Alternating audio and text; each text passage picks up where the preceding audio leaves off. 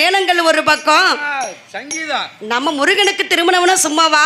பரதநாட்டியம், குச்சிப்புள்ளி எல்லாமே ஆடிக்கிட்டு இருக்காங்க. நம்ம வள்ளியை தேவாதி தேவர்கள் எல்லோரும், வள்ளி அம்மாளை, ரம்பை, ஊர்வசி, மகாலட்சுமி, சரஸ்வதி எல்லோரும் வந்து அலங்கரித்தார்கள்.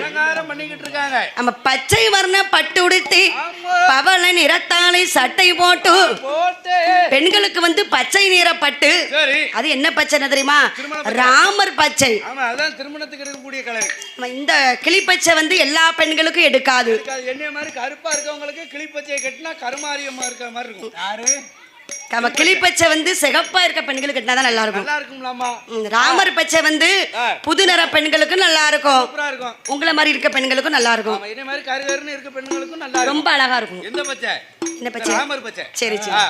பச்சை நிறத்தாலை பட்டு உடுத்தி, கண்ணுக்கு மையிட்டு, தலையிலே பூ வைத்து, மல்லிகை, இருவாச்சி, பிச்சு பூ, கனகாம்பரம், கோழிக்கொண்டெல்லாம் வேண்டாம், அது மாலை கட்டுவதுக்கு தான். தலைக்கு வந்து கனகாம்பரம் வச்சாலே அழகா இருக்கும்.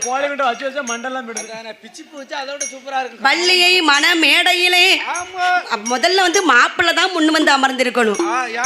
அதுதான் அதாவது எது நம்ம சாஸ்திரம். சாஸ்திரத்துப்படி மாப்பிள்ளை தான் முதல்ல இருக்கணும். அதேதான். பொண்ணு வந்து லேட்டா தான் வருவாங்க. மாப்பிள்ளை வேலவனை எல்லோரும் மாமா, இத்தனை மாமாவும் வந்து வரவழைத்து மாமா தான் வந்து அலங்கரிக்கிறார்.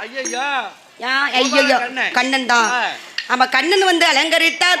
மருமகனை மேடையில் அமர்த்த, மன மேடையிலே இருக்க, வள்ளியை வரவழைத்து வேலவன் பக்கத்திலே அமர்ந்திருக்க, பெண்கள் முழக்கத்தோடு, குலவையும் முழக்கத்தோடு, மாங்கல்ய மது கையிலெடுத்து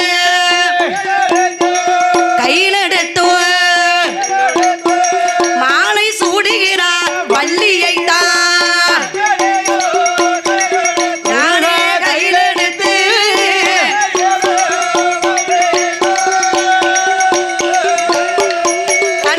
திருமங்கலியோ